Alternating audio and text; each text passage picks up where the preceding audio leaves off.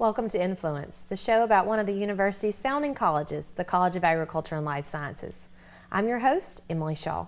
On today's show, we're going to learn about the Horticulture Club, and our first guest is Dr. Richard Harkis, a professor in the Department of Plant and Soil Sciences and the club's advisor. Welcome, Dr. Harkis. Thank you.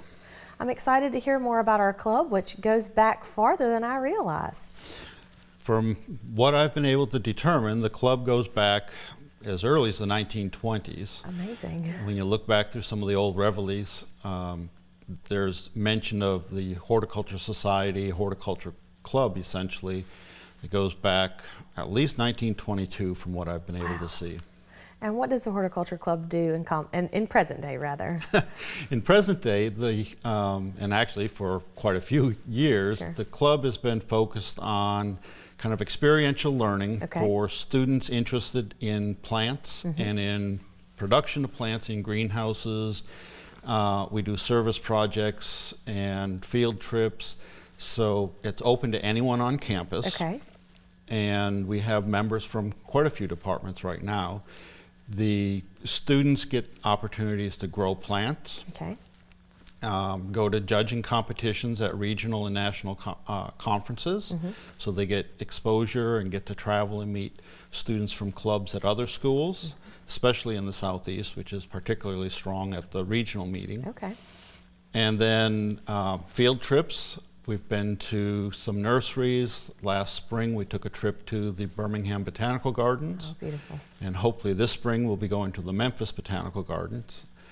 We'll take a group of students, and then we've also done a few service projects. Okay. Most recently we worked with the architecture department and working with the Boys and Girls Club in Starkville.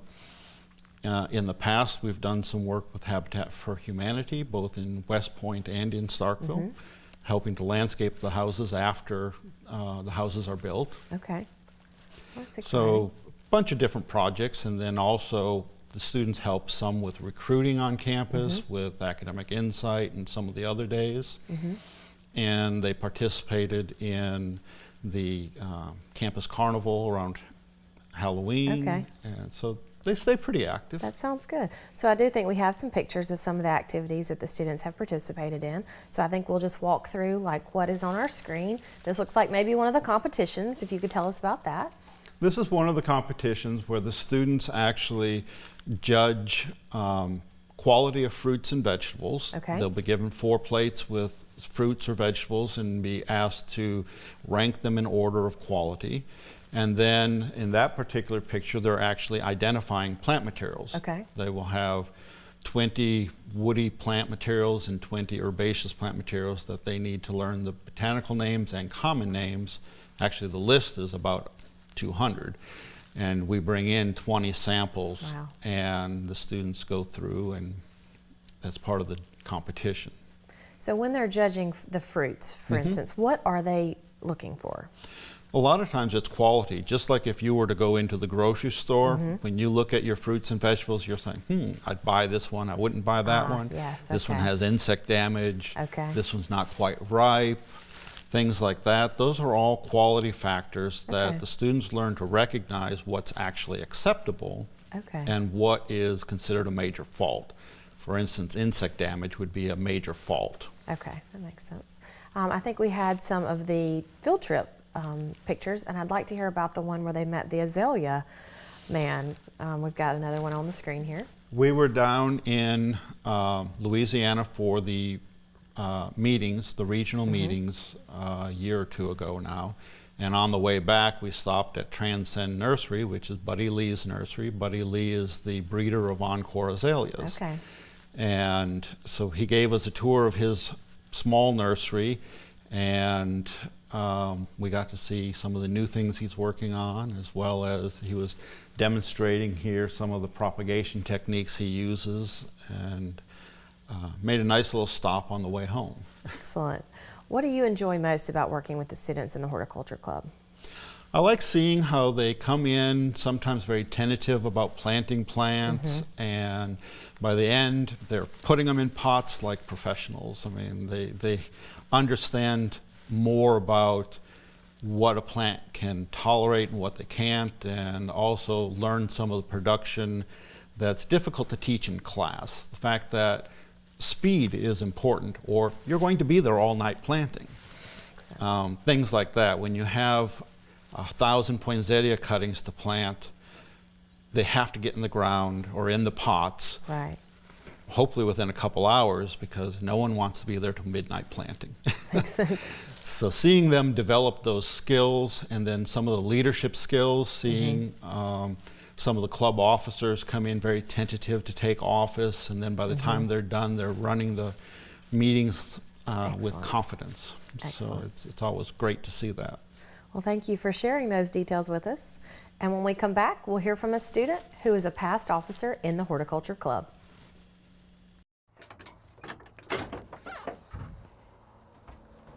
Think you know ag?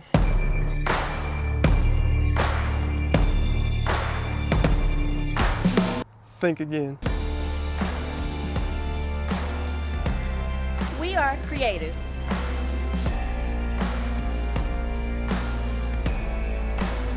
We protect the environment. We prepare for careers in medicine and conduct research. We empower people and communities.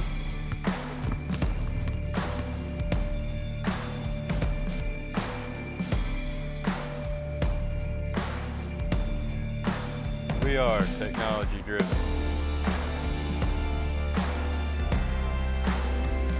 And we feed and clothe the world.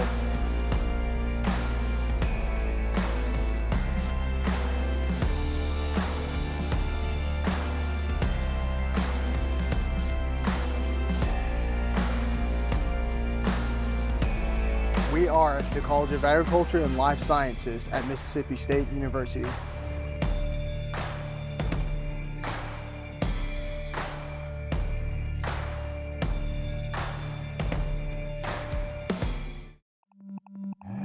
Imagine a car designed to travel 100 miles on a single gallon of gas. Engineered to lead the way in energy independence. It will inspire you to rethink how cars actually work. Imagine the car of the future. We are at Mississippi State University, where we ring true. Welcome back to Influence. Today's show is all about the Horticulture Club, and our second guest is Brianna Brown, an upperclassman here at Mississippi State and the past president of the Horticulture Club. Welcome, Brianna. Thanks for having me. So tell us about yourself and how you got to MSU. Well, I'm an architecture major, as you said. I'm originally from Hernando, Mississippi, and I was an art major, and then I decided, hey, architecture might be fun, so I went ahead and transferred to Mississippi State, which is an accredited program. And so just came over here, and I had a friend, you know, bring me over to Horticulture Clubs, just get on over here. And I liked plants. I liked my friend, obviously. So I thought, hey, why not? And it was a really great experience overall. So we have a friend to thank for bringing you to a meeting. Absolutely. So how many years have you been involved with the Horticulture Club? Oh, gosh. Probably about 3 years now. Okay. So you're almost your whole time at MSU. Mm-hmm. Excellent. So what have you specifically been involved in the Horticulture Club? I think a lot of things, honestly, with Horticulture Club, because it's not just one specific, you have a job, you have a job. Sure, the exec board has specific things, but all of us kind of share the responsibilities. So I've been like vice president, I've been president, so, you know, it ends up being like, you know, well, you need to get the food for the meeting. And I'm like, okay, or you need to, you know, be a go in between with like projects and such. I'm like, okay, that's great. And then other times it's just getting as many plants as you can to soil, and then talking to people, selling things. It's just an overall experience. It does sound like, aside from the plants, it's very great planning and things that we all need to practice at. Absolutely. So we have some pictures of things that you've been involved in during your time with the Horticulture Club. And so if you could tell us a little bit about what's on the screen.